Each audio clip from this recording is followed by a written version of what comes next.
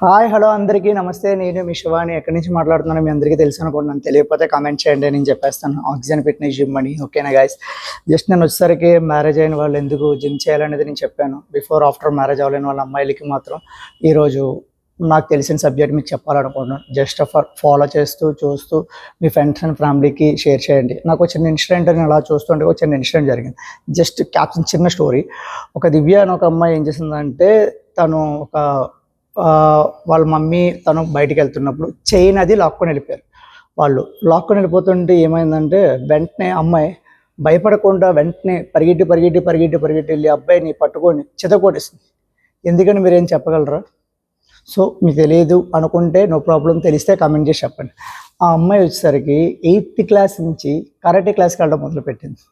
తనకుండే strength, తనకుండే power అంతా కూడా karate వల్ల నేర్చుకుందనమాట. స్పోర్ట్స్ ప్రతి దాంట్లోనే కూడా అమ్మాయిలు ఉన్నారు. జిమ్ నుంచి ఏ స్పోర్ట్స్ అయినా మీరు చెక్ చేసుకోండి, ఎనీ స్పోర్ట్స్. ఆ రోజు తను అలా కరాటే నేర్చుకోవడం వల్ల ఏమైందంటే, తను ఒక ఇంటర్మీడియట్కి వెళ్ళేసరికి స్ట్రెంగ్త్ పెరిగింది. రోజు కరాటే క్లాస్కి వెళ్తూనే ఉంది. జస్ట్ గర్ల్స్కి ఎప్పుడు కూడా స్ట్రెంగ్త్ ఎప్పుడు వస్తుందంటే, దేని మీదైనా మనం శ్రద్ధ పెట్టాలి. ఎడ్యుకేషన్లో కానీ, ఫ్యామిలీ రిలేషన్లో కానీ, ఏదైనా సరే. అంతేగాని మనం అది చేయలేము, ఇది మనకు అవసరం లేదు, జిమ్ అవసరం లేదు, లేదంటే కరాటే అవసరమా, ఎవ్వరు చెప్పలేదండి. సెల్ఫ్ మోటివేషన్తో ప్రతి ఒక్కరు కూడా ముందుకు వెళ్ళాలి గర్ల్స్. ఇప్పుడున్న సిచ్యువేషన్ అస్సలు బాగాలేదు. ఎవడైనా సరే రోడ్డు మీద బస్ స్టాప్ దగ్గర నించుంటే ఎవడైనా నేను కంప్లైంట్ చేస్తే ఏట్రా అనలేదు తప్ప, అంతేగాని మీరు భయపడిపోయి ఏడిసి దానికోసం వాళ్ళు ఏదో చేసేస్తారో ఎవడే చేసేది లేదు. నువ్వు ఒక్కటి తింటే, నువ్వు 2 పీకితేనే నీ స్ట్రెంత్ అడిగి తెలుస్తుంది. రేపు పొద్దున్న వాళ్ళ ఇంట్లో కూడా గర్ల్స్ ఉంటారు. వాడు రేపు పొద్దున్న ఎవరికి ఇంకా హాని చేయాలనుకోడు. తను ఈరోజు చేసిన తర్వాత ఆ ప్రభుత్వం అక్కడ ఏదైతే పోలీస్ స్టేషన్ ఉందో ఆ అమ్మాయిని అబ్స్టిట్యూట్ చేశారు, ఇలా ఉండాలని చెప్పేసి. మీకు అందరికీ తెలిసిందే కదండి, గర్ల్స్కి ఇప్పుడు చాలా ప్రొడక్షన్ అనేది చాలా ఇంపార్టెంట్. మన ఇండియాలోని చాలా చాలా ఇంపార్టెంట్. మీరు ఇన్ కేసు రాంగ్ స్టెప్ వేసారు అంటే మీ కెరియర్ పోయినట్టే. మీకు ఏదైనా సపోజ్ ఒక లవ్ మ్యాటర్ ఉంది, ఆ లవ్ మ్యాటర్ వచ్చేసరికి ఇంట్లో పేరెంట్స్ చెప్పండి. అమ్మాయిలు గుర్తుపెట్టుకోండి, ప్రతి దాంట్లోని మమ్మీ కన్నా డాడీయే ఎక్కువ ఆడపిల్లని ప్రేమిస్తారు. అది మీ అందరికీ తెలుసు. సెకండ్ వన్, ఫైనల్స్గా ఏదైనా ట్రబుల్లో ఉన్నప్పుడు కూడా పేరెంట్స్ తోటే క్లియర్ చేసుకోండి. No friends, no boy friends, no enemies, ఎవరితో కూడా మాట్లాడద్దు. థర్డ్ వన్, అమ్మాయిలు ఎప్పుడైనా సరే బిజినెస్ చేద్దాము అనుకున్నప్పుడు, ఏ బిజినెస్ అయినా, టీ షాప్ పెట్టినా, లేకపోతే ఒక పెద్ద సెలూన్ షాప్ పెట్టినా, వాళ్ళకు ఉండే ప్రొఫెషన్ బట్టి, ఒక హాస్పిటల్ పెట్టినా, ఏది పెట్టినా మోటివేషన్ తోటి, సెల్ఫ్ మోటివేషన్తో ఉండండి. కానీ ఇంట్లో పేరెంట్స్తో డిస్కస్ చేయండి. ఎందుకంటే వాళ్ళ దగ్గర నుంచి మనం కానీ బయటకు వచ్చాం. వాళ్ళు అనుభవించినట్టు మనం అనుభవించాం. ఈరోజు ఏదో 4 చదువులు చదివాం కదా, డాక్టర్ అయిపోయాం కదా, ఇది చేసాం కదా, లేదా సెలూన్ ఓనర్ అయిపోయాం కదా, లేదా జిమ్ ఓనర్ అయిపోయాం కదా. కాదు, గర్ల్స్ ప్రతి ఒక్కరు నేర్చుకోవాల్సిందంటే ఇంట్లో వాళ్ళతో డిస్కస్ చేయడం మొదలు పెట్టండి. అదర్వైజ్ ఎవరితో చేయొద్దు, చేయాల్సిన అవసరం కూడా లేదు.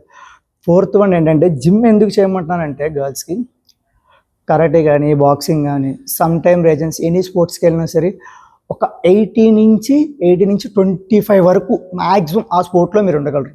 తర్వాత ఏదో గవర్నమెంట్ జాబ్ వస్తే దాంట్లోకి వెళ్ళిపోతారు. అక్కడి నుంచి ఏమవుతుందంటే, ఫ్యామిలీ రిలేషన్స్ మీకు నిన్న పెట్టినట్టు వీడియోలోని సేమ్ యాస్టీస్ అలాగే అవుతుంది. మీ ప్రొఫెషన్ని మీరు మర్చిపోతారు. సో నేనేమంటున్నానంటే, ఇక్కడి నుంచి మీరు జిమ్ చేస్తూ వెళ్ళారనుకోండి, అక్కడికి వెళ్ళిన తర్వాత కూడా మీ హస్బెండ్ని మీరు మోల్డ్ చేసుకొని 1 అవర్ ఎక్సర్సైజ్ చేయడానికి, ఫిట్గా ఉండడానికి ట్రై చేస్తారు. ఇప్పుడు పేరెంట్స్కి మీరు ఇచ్చే గిఫ్ట్ ఏంటంటే, మీరు సంతోషంగా ఉండడం. అంతేగాని ఒక అబ్బాయిని లవ్ చేసాం, ఆ అబ్బాయి మోసం చేశాడు, లేదంటే అబ్బాయి వల్ల నా జీవితం పోయింది, నా కెరియర్ పోయింది, సో అలా అనుకుంటే అవ్వదు కదా. మీరు అలా అనుకుంటే విజయ తలపతి సినిమా చూసుకుంటే దాంట్లోనే ఫిగుల్లోని ఒక అమ్మాయికి యాసిడ్ పోసేస్తాడు. యాసిడ్ పోయగానే అమ్మాయి ఫుట్బాల్ ప్లేయర్, తను అందులోనే ఉండిపోద్ది. బట్ ఉండిపోయినా సరే ఎంత మోటివేట్ చేసి బయటకు వస్తాను, ఎంత సక్సెస్గా చూపించింది ఆ సినిమాలోని. అలాగే ఒక అమ్మాయి ఉంటుంది లావుగా, బండమ్మ బండమ్మ బండమ్మ అంటారు, కానీ తను ఫుట్బాల్ ఆడగలనని చూపించింది. ఒక మూవీ ఏదైనా చూసాము అంటే హిట్ ఆర్ ఫ్లాప్ వదిలేయండి, మనకి ఏం సబ్జెక్టు దాంట్లో నేర్పిస్తారు. ఆ మూవీలో ఏదో ఒకటి ఉంటుంది. వాళ్ళు ఊరికనే డైరెక్టర్లు అయిపోరు, ఊరికనే మ్యూజిక్ డైరెక్టర్ అయిపోరు, ఊరికనే హీరోలు అయిపోరు, ఊరికనే అయిపోరు. వాళ్ళ కష్టం వెనకాల చాలా ఎక్కువ ఉంటుంది. నేను నెక్స్ట్ ఒక 5 minutes వీడియో తీయడానికి 10 సార్లు నాది నేనే చూసుకుంటాను. అలాంటిది 2 గంటల సేపు సినిమా బయట పెట్టి జనాలందరికీ చూపించి దాంట్లో కొత్త విషయాన్ని నేర్పించడానికి చాలా కష్టపడతారు. బట్ నేనేమంటున్నానంటే, ప్రతి ఉమెన్ కూడా ఫ్యామిలీ తోటి ఎక్కువ ఇంటాక్ట్ అవ్వండి, బాగా చదవండి, కెరియర్లో మంచి జాబ్ తెచ్చుకోండి. సెకండ్ వన్ ఏంటంటే, మ్యారేజ్ అయిన తర్వాత ఇప్పటివరకు చూసుకుంటే చాలా ఇన్సిడెంట్లు చాలా ఎక్కువ జరుగుతున్నాయి. అవన్నీ కూడా మీకు స్ట్రాంగ్ అవ్వాలంటే మీరు ఏం చేయాలి? హెల్తీగా ఉండాలి ఫస్ట్. ఆ మోటివేషన్ నుంచి బయటికి రావాలి. సపోజ్ ఏముంది, మీ హస్బెండ్ని మీరు ప్రేమించండి, వేరే వాళ్ళని ఎందుకు ప్రేమించరు? తప్పేమైనా ఉందో దాంట్లో? కాదు కదా. మీరు ఏదైనా కెరియర్లో ఒక అబ్బాయిని లవ్ చేసినా కూడా డైరెక్టర్ ఇంట్లో పేరెంట్స్కి చెప్పండి. గేస్టే కాదు, వాడు మిమ్మల్ని బాగా చూసుకుంటే నమ్మకం మీకు ఉండాలి. ఇన్ కేసు సపోజ్ తను లేడే అనుకోండి, అప్పుడు మీరు ఎలా సర్వే అవుతారు? అందుకోసమే కెరియర్లో ఫస్ట్ ఆఫ్ ఆల్ నేను చెప్పాల్సిన 5 పాయింట్లే. బాగా చదువుకోవాలి. సెకండ్ వన్, ఏది వచ్చినా ఇంట్లో వాళ్ళతో డిస్కస్ చేయాలి, ఎవరితో చెప్పకూడదు. థర్డ్ వన్ వచ్చేసరికి ప్రొడక్షన్, మీకు మీరే ప్రొడక్షన్ చేసుకోవాలి. ఫోర్త్ వన్ వచ్చేసరికి ప్రతి ఒక్కరు కూడా ఇంటెలిజెంట్గా ఆలోచించాలి, టక్ డెసిషన్లు తీసుకోవాలి. ఫిఫ్త్ వన్, మనీని మాత్రం వేస్ట్ చేసుకోవద్దు. సిక్స్త్ వన్ ఏంటంటే జిమ్ చేయమని చెప్తాను. ప్రతిరోజు జిమ్ చేయండి, మీ మెంటల్ ప్రెషర్ పోద్ది. బిఫోరు ఆఫ్టర్కి చెక్ చేసుకోండి. థర్డ్ వన్ ఏంటి తెలుసా, ప్రతి ఒక్కరు చేస్తున్న పెద్ద మిస్టేక్ ఏంటంటే లావుగా ఉన్నామండి, చాలామంది ఇన్సల్ట్ చేస్తూ ఉంటారు. పెళ్ళి అవ్వాల్సిన అమ్మాయిలు ఇప్పుడు సపోజ్ ఒక పెళ్లి సంబంధంకి వెళ్ళి ఈ అమ్మాయి లావుగా ఉంది ఏంటి అని అడుగుతుంటారు సంబంధం. ఈ డిస్కషన్ కూడా మా ఫ్రెండ్స్లో వచ్చింది.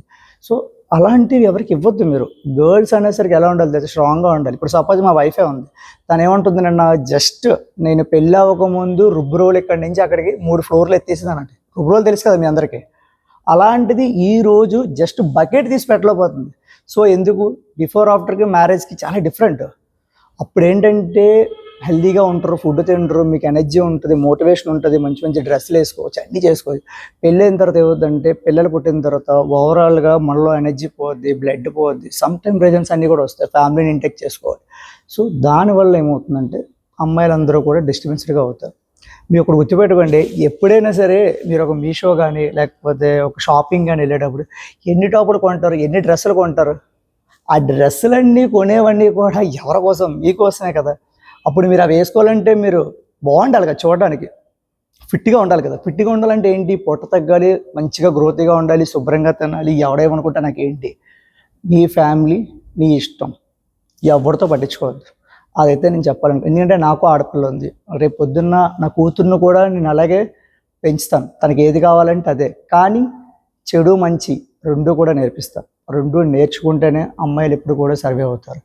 ఇది మీకు ఏమనిపించిందో చెప్పండి కామెంట్ చేసి. నెక్స్ట్ వన్ ఏంటంటే, ప్రతిసారి మనం భయపడద్దు, భయం అనేది వద్దు. ఏదైనా చేయండి, కానీ మీ వెనకాల మీ డాడ్ ఉన్నారని మాత్రం మర్చిపోద్దు. డాడ్ లేని వాళ్ళకి ఎవరంటే మమ్మీ, మమ్మీ లేని వాళ్ళకి డాడ్. ఈ ఇద్దరూ లేరు అనుకుంటే నీకు వాళ్ళిద్దరినీ కలుపుకొని నువ్వు సర్వే అవ్వు. నీకు ఏమనిపించిందో కమెంట్ బాక్స్లో పెట్టేస్తే ఫ్రెండ్ అండ్ ఫ్యామిలీ మెంబర్స్కి షేర్ చేయి. నచ్చితే వాళ్ళకి వీడియో చూడమని చెప్పు, నచ్చకపోతే మాత్రం అన్ఫాలో చేయమని చెప్పు. ఇలాంటిది రోజు నేను చెప్తూనే ఉంటాను, నా కోసం అని కాదు, మనందరి కోసం. అంతే తప్ప అంతే మించి. రేపు అబ్బాయిలు జిమ్కి ఎందుకు వెళ్ళాలి? పెళ్ళి అవ్వకముందు, అవ్వకముందు జిమ్కి ఎందుకు వెళ్ళాలి? సో అదొక్కటి నేను రేపు చెప్పాలనుకుంటున్నాను. Shining of the Shiva. Good bye.